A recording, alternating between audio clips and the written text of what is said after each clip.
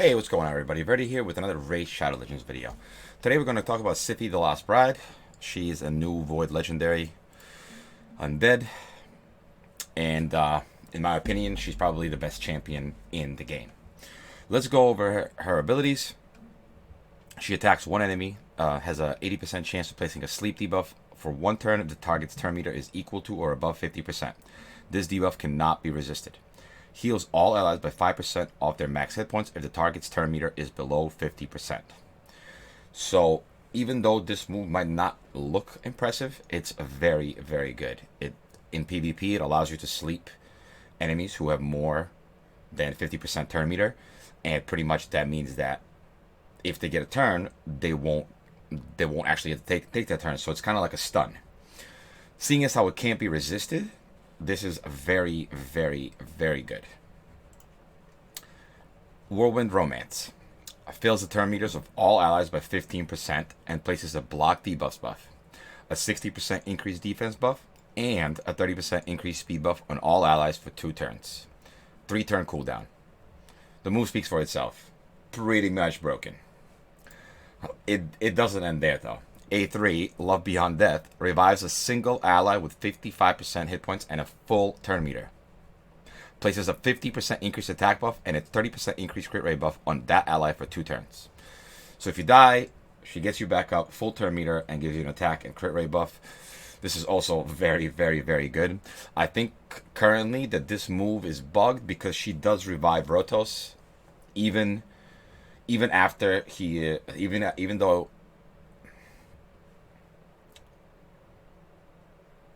She does revive Rotos, even after he is killed by a block revive move.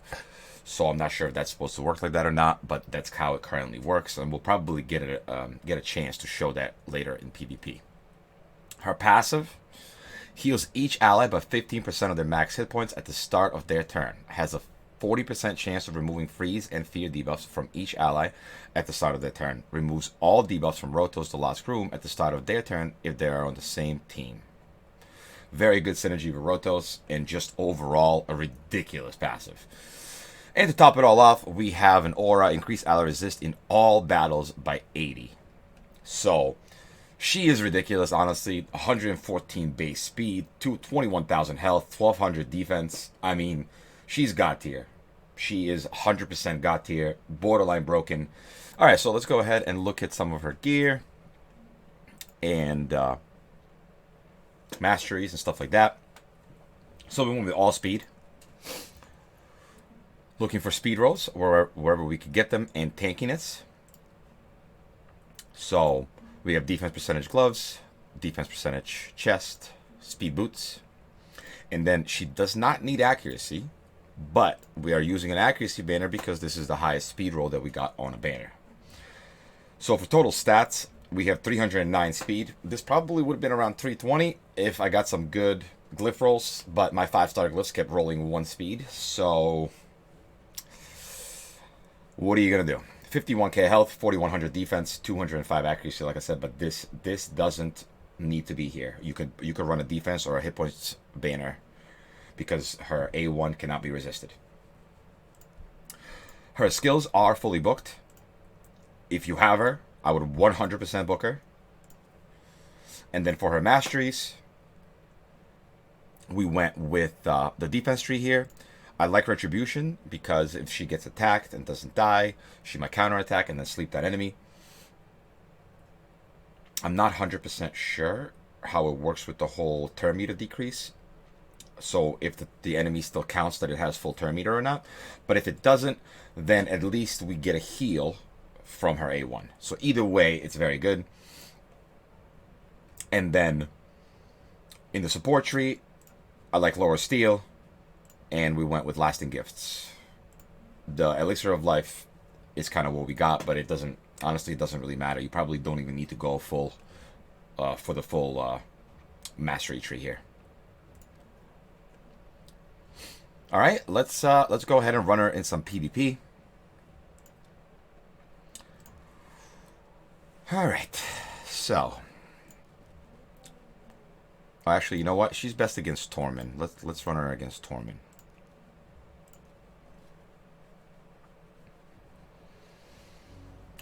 All right. So now we can boost because we have block debuffs.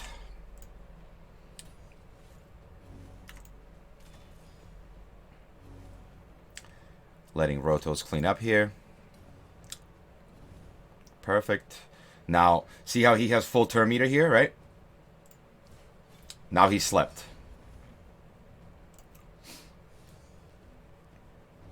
Now, he didn't take his turn, and he's pretty much worthless. So here, they don't have full turn meter, so we're going to A1, and it's going to heal us.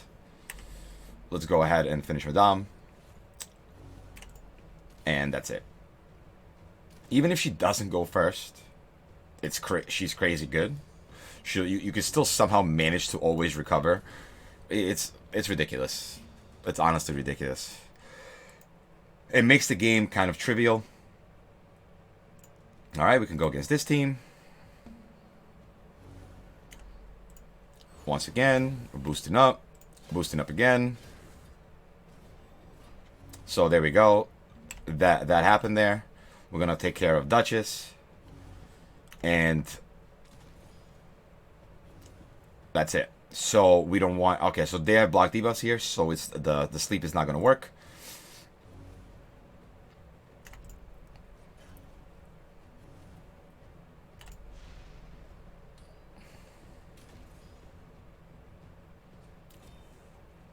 All right. And counter. Nope, no counter. I'm dead. Oh, okay, perfect. Now we can see. Now we can see how she revives. So he is now block revive, right? So he shouldn't be allowed to get rezzed. Except he can. Like, what? What is that? What do you even call that? All right, let's go against this Siphi team right here. All right, we're faster. So she actually ended up getting a turn there. So what we're gonna do is probably try to get rid of Tormund. Perfect. Then we're gonna try and get rid of her. So see, she has. Oh, actually no, we have block debuffs. We can't sleep her.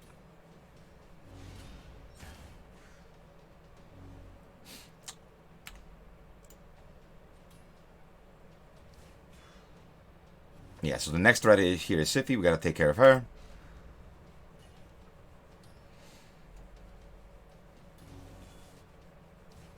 Doesn't matter if Arbiter dies. We can easily get her back up. Okay, so Valkyrie doesn't have block debuffs anymore, so we could sleep her here, but we're going to res. Oh, actually, no, we can't res Arbiter, right? Because it only works on Rotos, which I think is the bug. I don't think it's supposed to work that way because it doesn't say anywhere in her moves that she actually does this. So let's go ahead and sleep Valkyrie. Now we can finish her off. We can go ahead and take care of Valkyrie. She obviously has that big shield. Okay, we're gonna do that. We can sleep her again.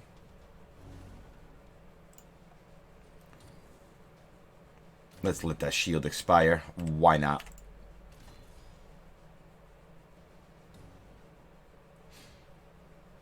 All right. We're going to get a heal here. And bye-bye, Valkyrie. Rotos and Siphi together are crazy. Siphi is just overall absolutely ridiculous. All right, let's fight one more team here.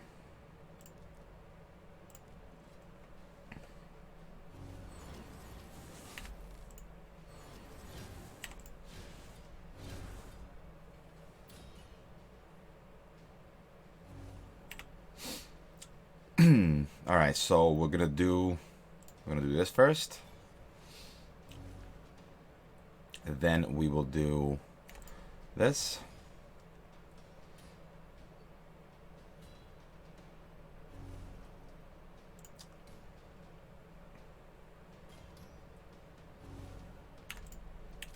Okay, they're gone. Trunda's gone.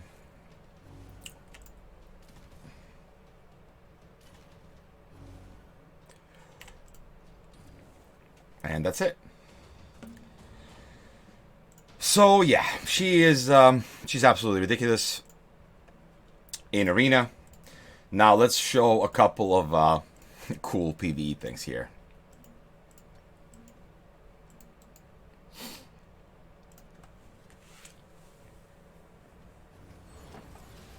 We could run just Rotos and Siphi, but it's faster if we run Tayrel. So we added a third person, but it's kind of silly. Because she's so fast and it's on a 3-turn cooldown, she pretty much just keeps defense up and speed up the whole time. It makes your team very fast and overpowered. She's literally good at every aspect in the game. We're going to show her on Firenet and in Spider. I really can't think of anyone that could like take her place. Like her revive is so good.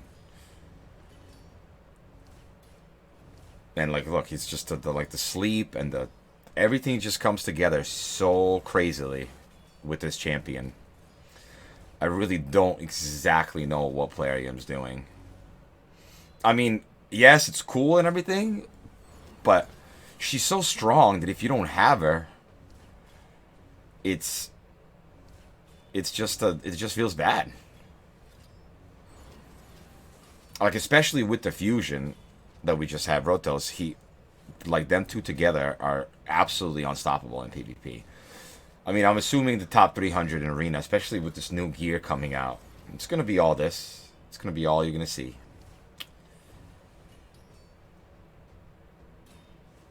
And I'm not saying she's impossible to beat or anything, but it's just much, much, much more difficult to beat her in arena than pretty much any other champion.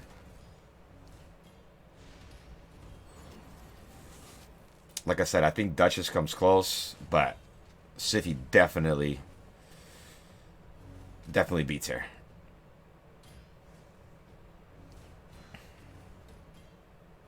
We got a little bit unlucky, and Rotos didn't get to.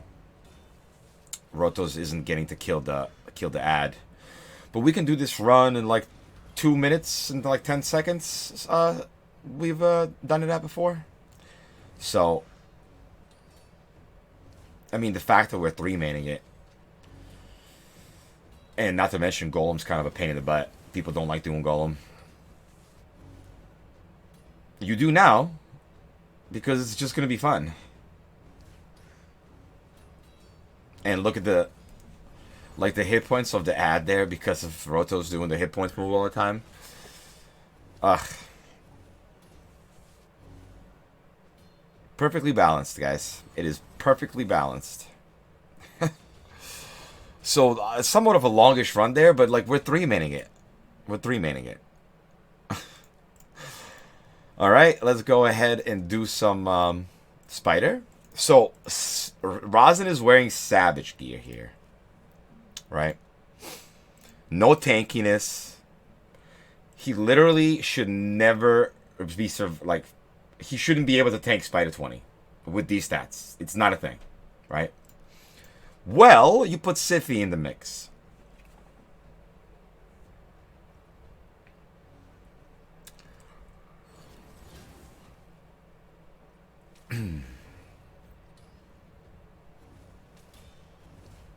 It doesn't matter that we weak hit.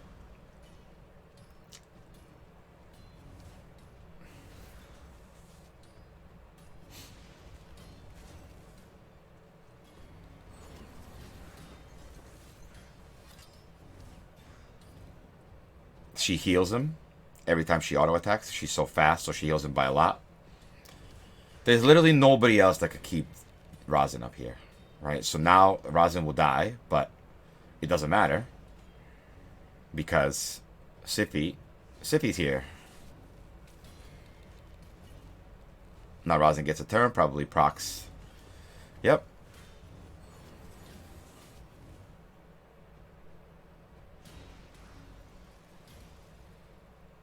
Okay, Rosin's dead, but guess what? Next turn, I'm pretty sure Siphi's gonna get him back up.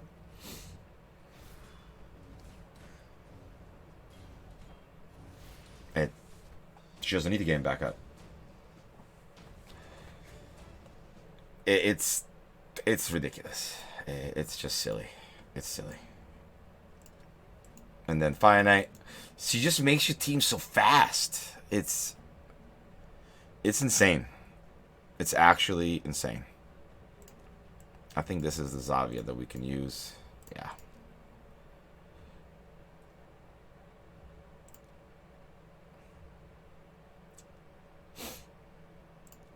Let's run Zavia as lead, put Rosin in. And, yeah, I think that's good.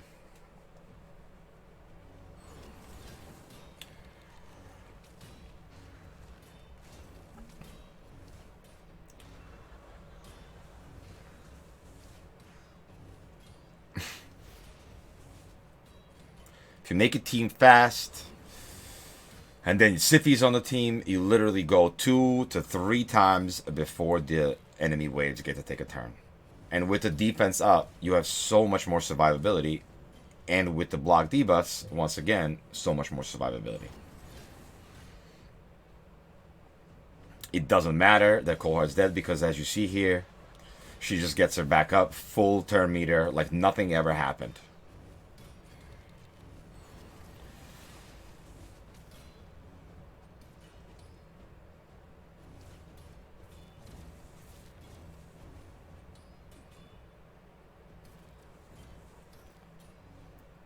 Oh yeah, no, we're dead. No, we're not. it's the speed buff, right? Because she gives herself speed, she's so fast. Like, look at her turn meter. Boop, boop. Like, she's just turns. It's crazy. It's crazy. It's absolutely insane.